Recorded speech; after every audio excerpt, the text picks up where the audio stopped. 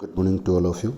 I am Prakash Chandra Devas, Assistant Professor in Chemistry, presently deputed at Government Girls College, Shahpura, Jaipur. Dear students, as you know that we are discussing about UV spectroscopy since last few videos. Today we will discuss about effect of substituents.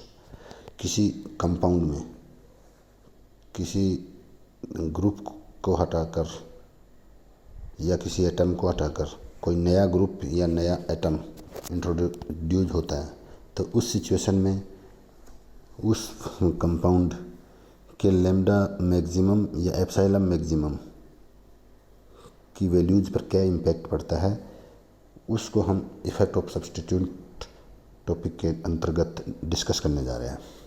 Dear students, हम जानते हैं कि UV spectroscopy में जो UV अवशोषण band है वो दो टर्म्स के रूप में उसका बैंड डायग्राम शो किया जाता है.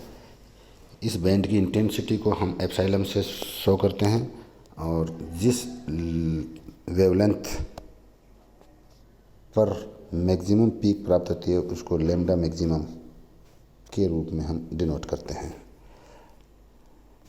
इस सीरीज में फर्स्ट इफेक्ट जो है उसको हम बेथोक्रोमिक शिफ्ट के अंतर्गत पढ़ेंगे. बेथोक्रोमिक शिफ्ट वो प्रभाव होता है जिसमें किसी कंपाउंड के लिए किसी ग्रुप के कारण से, न्यूली इंट्रोड्यूस्ड ग्रुप के कारण से लैम्डा मैक्सिमम के वैल्यू में जो इंक्रीज होता है उस इफ़ेक्ट को बेथोक्रोमिक शिफ्ट या रेड शिफ्ट के नाम से जाना जाता है. एक बार फिर मैं पुनः बताना जा रहा हूँ कि किसी कंपाउंड में इंट्रोड्यूस किसी ग्रुप के वजह से अगर उसके लैम्डा मैक्सिमम अवशोषण बैंड के संगत लैम्डा मैक्सिमम की वैल्यू में इंक्रीजमेंट या वृद्धि होती है तो इस इफ़ेक्ट को हम बेथोक्रोमिक शिफ्ट या रेड शिफ्ट के नाम से जानते हैं. फॉर एग्जांपल, बेंजीन C6H6 के लिए लैम्डा मैक्सिमम की वैल्यू 254 नैनोमीटर होती है. मतलब बेंजीन में लैम्डा मैक्सिमम की वैल्यू 254 नैनोमीटर पर प्राप्त होती है. अब अगर बेंजीन में एक हाइड्रोजन को हटाकर एक मिथाइल ग्रुप इंट्रोड्यूस करवा दें तो टोलुइन जो बनेगा उस टोलुइन के लिए लैम्डा मैक्सिमम की वैल्यू 254 की जगह 261 नैनोमीटर होगी. ये इंक्रीजमेंट बेथोक्रोमिक शिफ्ट कहलाता है. डियर स्टूडेंट्स, बेथोक्रोमिक शिफ्ट या रेड शिफ्ट के लिए जो रेस्पॉन्सिबल ग्रुप होते हैं वो मोस्टली इलेक्ट्रॉन डोनर ग्रुप होते हैं. +I अथवा +R प्रभाव दर्शाने वाले समूह जैसे OH, जैसे NH2, जैसे CH3 इत्यादि ग्रुप किसी कंपाउंड में अगर इंट्रोड्यूस होते हैं तो लैम्डा मैक्सिमम के संगत मान में बढ़ोतरी होती है. बेथोक्रोमिक शिफ्ट या रेड शिफ्ट वहाँ पे देखने को मिलता है. इसी प्रकार से अगर किसी कंपाउंड में किसी एटम को हटाकर वहाँ इलेक्ट्रॉन एक्सेप्टर ग्रुप जैसे एसिटाइल ग्रुप इंट्रोड्यूस करवाएं तो ऐसी सिचुएशन में लैम्डा मैक्सिमम के मान में रिडक्शन देखने को मिलता है. लैम्डा मैक्सिमम के मान में ये जो कमी है उस इफ़ेक्ट को हम हिप्सोक्रोमिक शिफ्ट या ब्लू शिफ्ट के नाम से जानते हैं. इसको ब्लू शिफ्ट इसलिए कहते हैं क्योंकि ब्लू रेडिएशंस की जो वेवलेंथ है वो कंपैरेटिवली कम होती है और रेड जो इंफ्रा अवरक्त रेडिएशंस हैं उनकी वेवलेंथ की वैल्यू ज़्यादा होती है. डियर स्टूडेंट्स, इसी प्रकार से हम एक दूसरे इफ़ेक्ट पर चर्चा करेंगे जिसको हम हाइपरक्रोमिक शिफ्ट या हाइपरक्रोमिक इफ़ेक्ट से जानते हैं.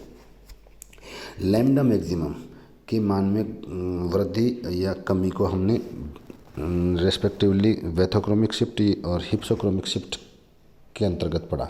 इसी प्रकार अगर किसी ग्रुप की वजह से किसी कंपाउंड में एप्सिलॉन मैक्सिमम के मान में इंक्रीजमेंट या डिक्रीजेशन दिखाई देता है तो इस ऐसे इफेक्ट्स को हम हाइपरक्रोमिक शिफ्ट अथवा हाइपोक्रोमिक इफेक्ट के नाम से जानते हैं।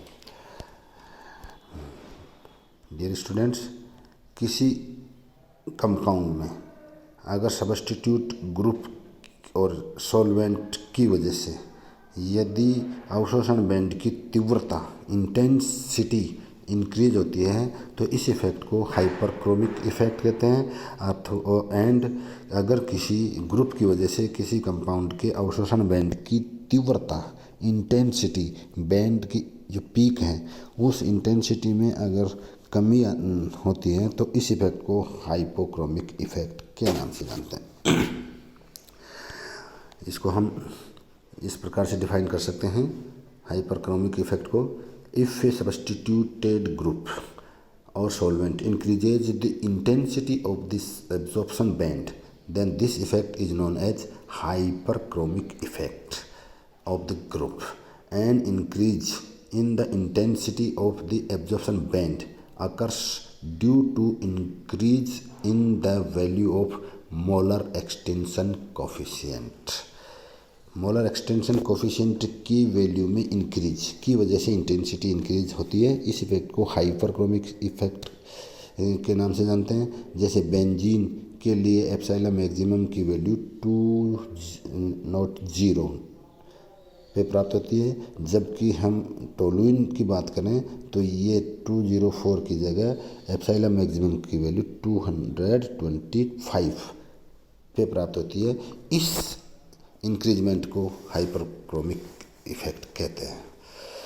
एंड इसी प्रकार अगर किसी ग्रुप या सॉल्वेंट की वजह से किसी कंपाउंड के अवशोषण बैंड की इंटेंसिटी में रिडक्शन होता है, कमी होती है, देन इस इफेक्ट को हम हाइपोक्रोमिक इफेक्ट के नाम से जानते हैं।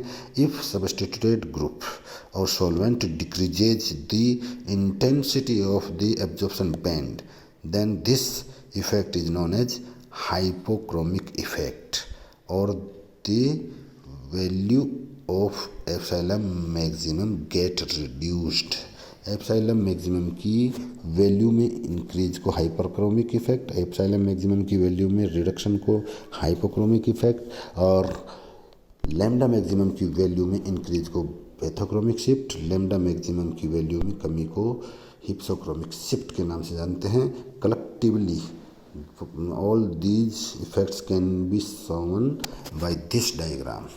यहाँ बैथोक्रोमिक शिफ्ट लैम्डा मैक्सिमम की वैल्यू में इंक्रीज को, और इसको रेड शिफ्ट भी कहते हैं, लैम्डा मैक्सिमम की वैल्यू में डिक्रीजेशन को हिप्सोक्रोमिक या ब्लू शिफ्ट कहते हैं।